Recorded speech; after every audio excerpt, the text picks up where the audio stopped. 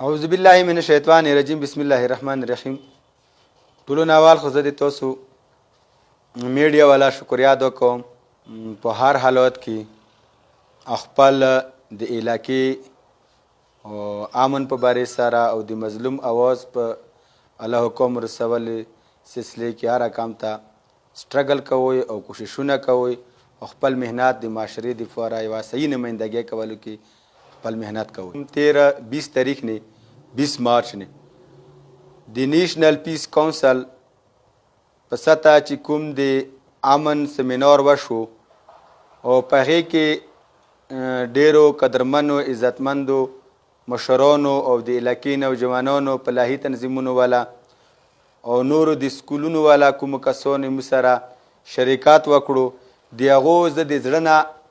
شکریا ادا کوم او ډېر ښه په انداز سره موږ سره شریکت او خلکو وکړو او ډېر عزت قدرې مو چې کوم قاید راغلی و هغه ته میلاو شو. نن الحمدلله چې هغه په کوم ځای کې د هغه سیمینار وي هغه ته کوم پروګرام کیږي د پاکستان په سطح هغه د کورمې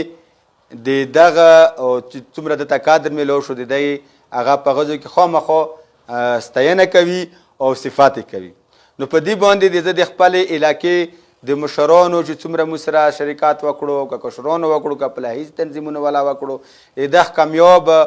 پروګرام په وسطت باندې زه د ټولو کورمیوالو د ضلع انتظامیه د اعلی حکامو کرنل اسماعیل بیگ صاحب او داسې نورو برګیډیر صاحب او سره نورو جاوید کرنل صاحب دا ټولو د افاق آرمي او د کور ملیشیا او ضلع انتظامیه ټولو شکریا ادا کوم. والا کوم چې موږ سره شرکت وکړو د مو پروګرام یې په ښه انداز کې وچلولو که هغه د اپر کوروم نه کومه میډیا والا مو ته راغلی وه که هغه د لور کوروم والا و او د دوی زه د زړه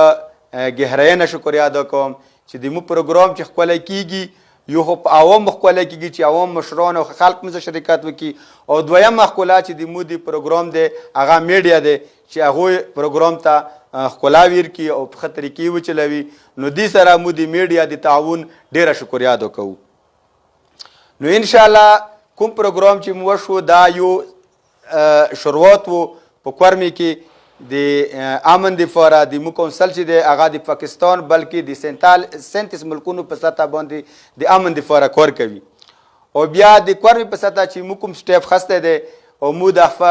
مشر چې راغلو او د یو دا پیغام دی د کورمې ته انشاءالله چې مو په کورمې کې او په سلسله ټوله پاټه کې امن غواړو او د عوامو دا پیغام ورکړو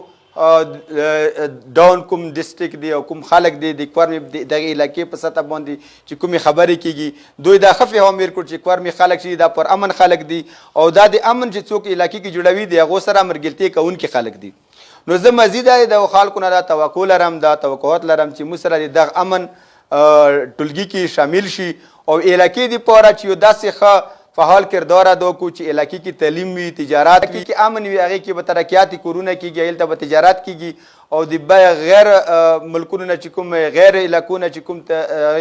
ډاون ډسټرک نه کوم تجاران چیر شي هغه پر امن علاقه خوښوي. نو زه د خپلو کورمیوالو ورونو ته که هغه هر څوک دي دا درخواست کوم چې تاسې د خپلې علاقې د ترقۍ او د امن دپاره سوچ وکړئ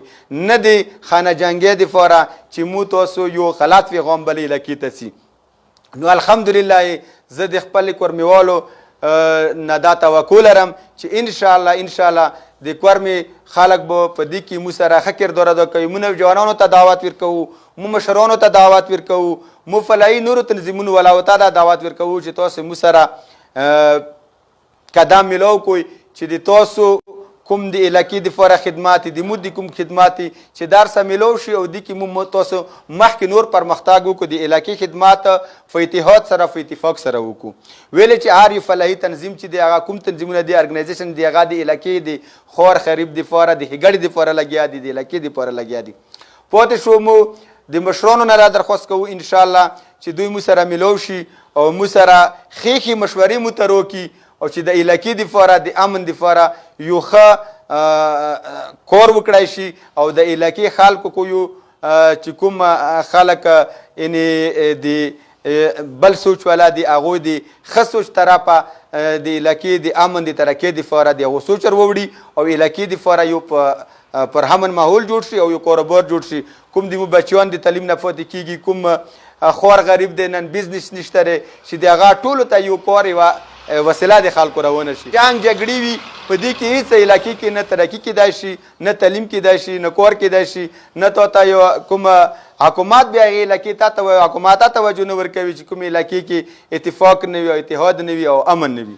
نو انشاءالله مو د خپل حکومت نه دا درخواست کوو چې انشاءالله موږ ورمه مو دا ضلع پر امن ضلع دی د حکومت سره هر وخت په هر شي کې شانه به شانه وي لوړ قومونه دي او دوی تعاون کړی دی دوی د څومره قومونه دي چې کورمې کې پاتې کېږي د حکومت سره یې په هر حالات کې تعاون کړی دی که هغه د بارډر د کار شي د حکومت نه توقع لرو چې موږ ضلع ته د ښه توجه ورکړي چې ترقي کورونه پکې وشي وسلام